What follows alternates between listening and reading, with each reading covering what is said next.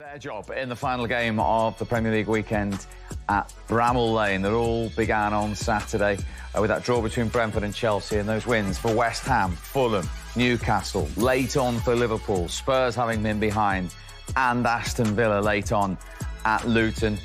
Bournemouth, after 7 without a win, inflicting yet another defeat on Burnley, and of course City coming from 1 down to win the Manchester derby on Sunday by 3-1. 6 of the best for Arsenal, who are now the Premier League's top scorers as well, to beat Sheffield United by 6-0. Looking bleak, to say the least, for the Blades. Played 27, just 3 wins all season. Rock bottom with 13 points along with Burnley and 11 from safety. Luton, the other team in the drop zone, with that game in hand, of course, still to play away at Bournemouth.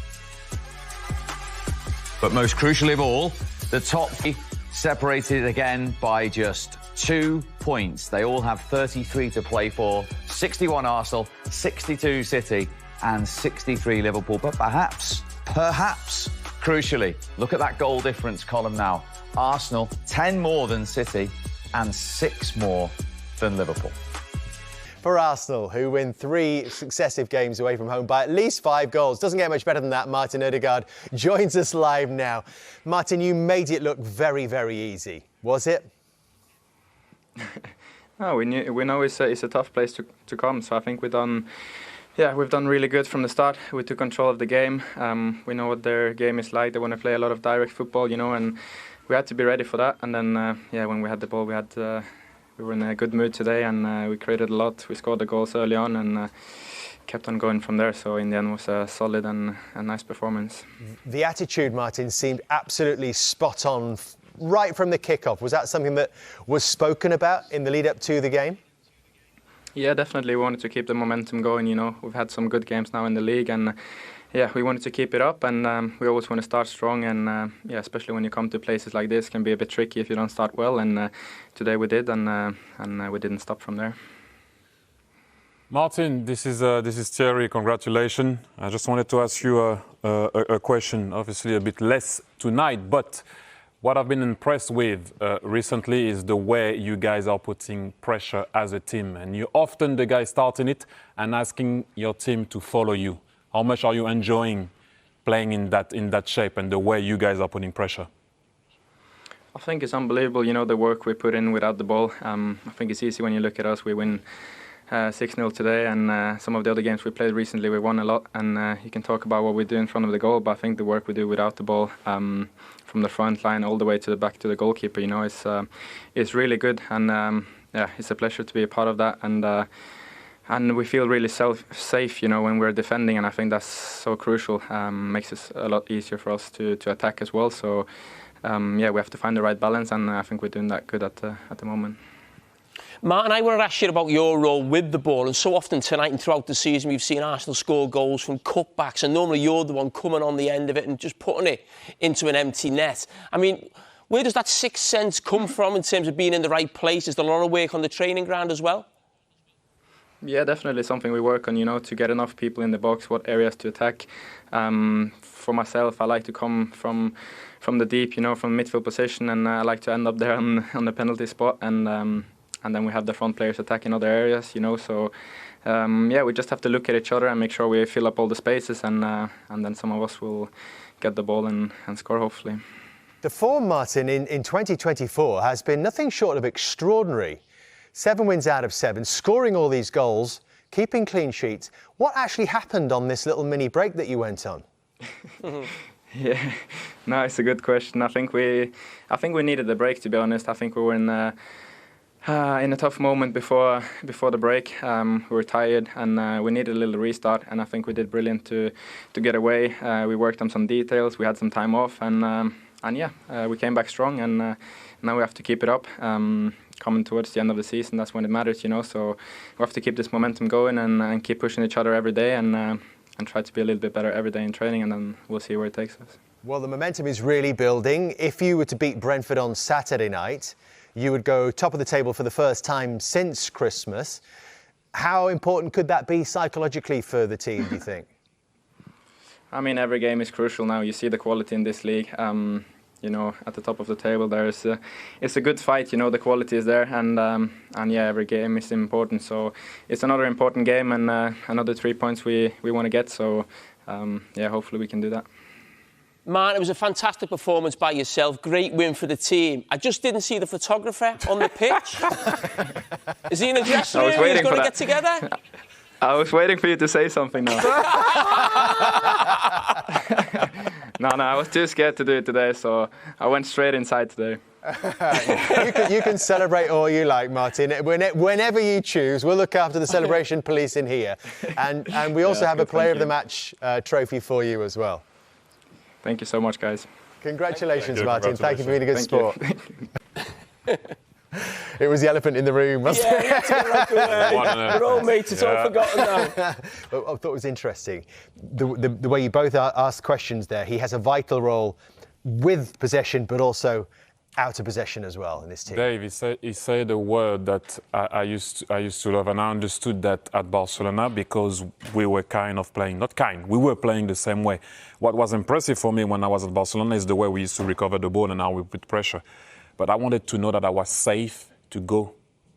He used the exact same word, because when you go and put pressure, you don't want to do this. Are they following me? Are they following me? He's not looking. You're not looking. You're going there. You feel safe. And that word came back. And that's why he's going, because he's not looking. Shall I go? Shall I not go? In the Premier League, shall I go? Shall I not go? They're gone. And they're feeling safe. And you can see that when they are playing and putting pressure. It was certainly effective tonight, Jamie. When they did get the ball, they were so dangerous and caused Sheffield United so many problems from wide areas. Yeah, they did. And listen, I mean, the first sort of 5 minutes of the game, you couldn't believe how dominant Arsenal were. I mean, there's so much to sort of enjoy when you're watching Arsenal playing with the ball, and obviously they almost score here. And just little themes that we've actually touched on tonight. I think Thierry done it brilliant, and when he was actually talking about Manchester City being compact as a team, and you actually look where, you know, look at Saliba, he's high, and then you look where Gabriel is. So we're talking about teams, and of course Mikel Arteta is, you know, a disciple of Pep Guardiola. That's where he's really been influenced. But that compactness when you've got the ball, and the days of centre-backs watching the team play at this end of the pitch, and the two centre-backs being on the halfway line, I can't even get it in shot. Them days are gone. Them days are finished. This now, if you want to be a top centre-back and play for a top team, you're going to dominate possession. Your centre-backs are going to end up having to be 30 yards from goal, as we saw at the weekend at Manchester City, and we actually see here, Thierry. But we all know who's winning that race. Yeah. So you're safe. Yeah, you said, didn't you? It's a 1v1. Like, who's winning that race? We all know who's winning that race. So you can go. You can send another man forward and attack what I thought. And I know, and I feel sorry for Wilder, and I know it's not easy, but this is what happens when you play in a back four against a team like Arsenal. You're going to end up with what I call, you're going to now have to always chase a man. Hey, you're going to end up chasing a man all the time. And then if you roll it at that particular moment, anything can happen. It's a goal. And this is why he went after, 15 minutes? The first one? No, I'm changing into a back five. After 3-0, yeah. It was a bit late by then. No, I know, but a team like Arsenal can, as we saw, open you up at will if your back four is not well drilled. It's a tough one, and they enjoyed it for a little while. And so, after even. Yes, so as we were saying, 3-0 down after 15 minutes, and that with the four before they actually made the change, that tactical change. So let's have a look at the second and third goals. Bogle gets unlucky, but again, it's about this cutback, isn't it, which is such a problem. Yeah, I mean, it is. It's so sort of Manchester City, like, and Thierry's right. I mean, I've said for a very long time about sort of getting in position to sort of stop cutbacks is very difficult. But the thing that really stood out for you, Thierry, was actually going on the outside. Yes. Because we don't see it now, because Yes. wingers like to come inside on the stronger foot. Yes, and this is what Bukayo Saka brought to his game now, because people, as you can see, if you show the replay again, the Sheffield United player, it doesn't matter, went on the inside to wait for him. Well, he went on the outside. And I think you need to beat your player on the outside. And then, obviously, we all know what happened after that. They go on the counter now. Ball arrives to Declan Rice, reverse it to Martinelli, and also on top of everything, the ball is deflected in. Yeah, I mean, exactly what you don't want. I think it's all reverses. It wasn't. Yeah, it was Declan Rice, I think. But this is a night. This is a night when players are looking to boost their own confidence as well. Yeah, and what we've got to remember is since Havertz come back into the team, it hasn't all been about him getting goals. He gets his goal tonight, but Arsenal have started scoring a lot of goals since sort of Jesus has gone out the team, and you know, almost like playing without a striker in a certain sense. In some ways, would you say that, Thierry? Yeah, like I would say a well-recognized striker. But it doesn't matter. As I said so many times, and maybe mentioning Kane is not the best example, but goals do not show you titles, do they?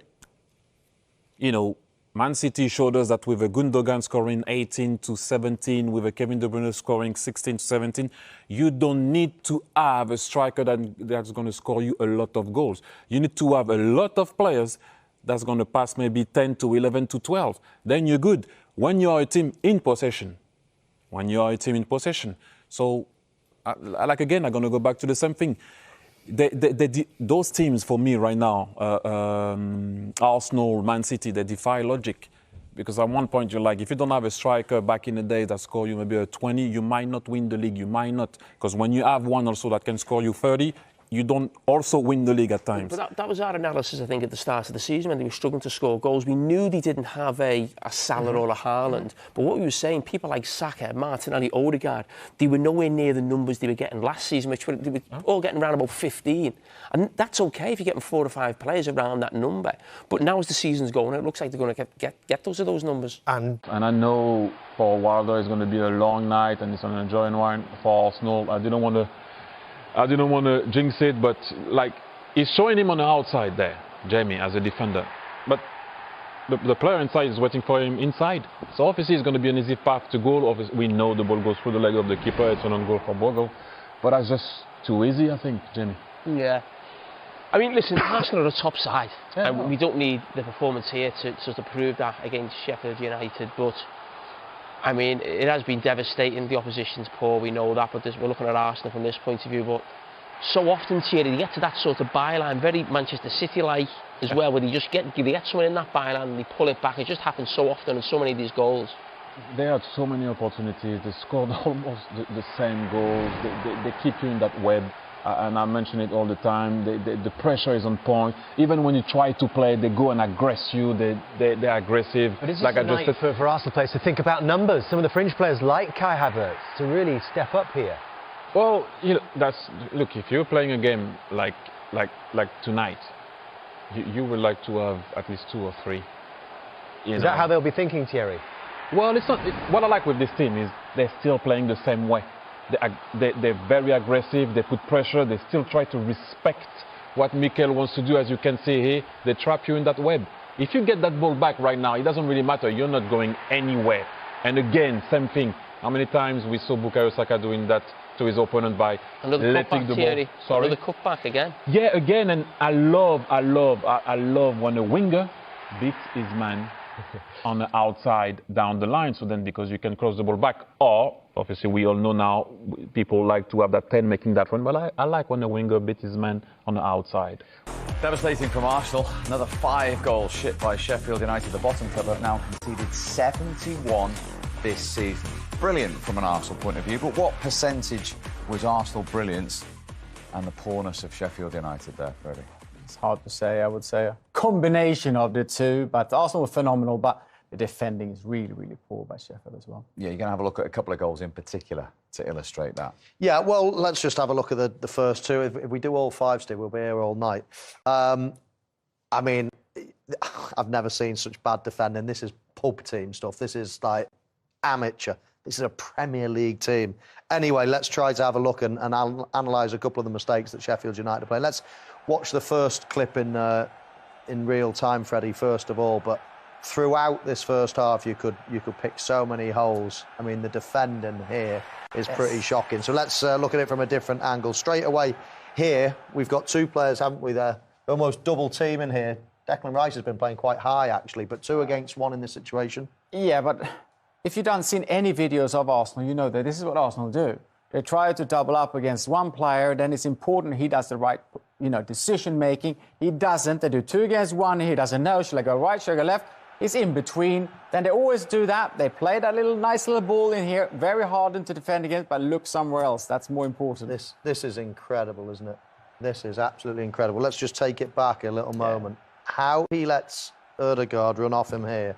This is the most basic, lazy defending I think I've seen all season. As coach, I would go, it's a sub on this. That you can't do that, especially against Arsenal. That's how they play all the time. It's a bit laughable in this Premier League. Really poor, Steve. And it didn't get any better. I mean, let's have a look at the second goal. Again, here, let's have a look at it in real time. You see Rice again making that run up top. He's getting very confident. He eventually got on the score sheet as well. It's all about Saka, this. But it's very avoidable when we see the different angle. We'll try to pick a couple of holes in it. First question, Freddie, is in this situation, you've been a wide player. Is he to blame in any? Can he help him in any way? I mean, you can see all the space that they've got. If I start with what I would see as a winger, I would probably start with seeing this. This space here, there is no back. I'm very... Anyone that sees Bukayo will say, he's so tactically good, his small space is good, but his pace is enormous. Yeah. You cannot do this. This is like the biggest sin you can do against Bukayo. So if I was him, you would just go, which he does. But then you talk about what you said. Yeah.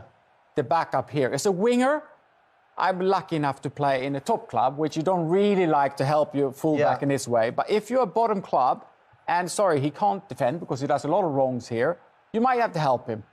I mean, if he just moves his position here a little bit, then that comes into play. He's actually preventing him going down. As it is, you think to yourself, well, can he come down and just give him a little bit? But one way or the other, you cannot leave all that space, as you say, one-on-one with someone as quick as Saka. And if we pause it here a little bit, just to explain, often coaches, they will as well, since I take the right thing, but that could be a reference point for a centre-back here, for the post. Yeah, they don't let him come outside of the post. Yeah. And that's why he doesn't come out and help. So you have to get that sorted from...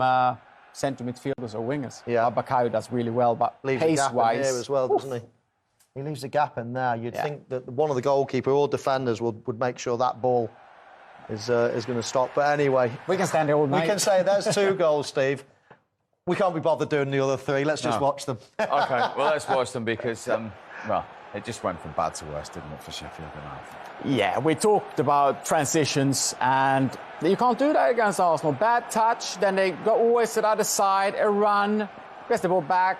Yeah, it's a deflection, but look at the body language of Anel. He turns his back, and that's how he hit his poor defending. And then here again, try to play nicely against Arsenal, can't do that. Then you get transition, and this is what happens. Yeah, this is a lovely finish from Havertz, but again, it's from Sheffield United's own mistakes, so...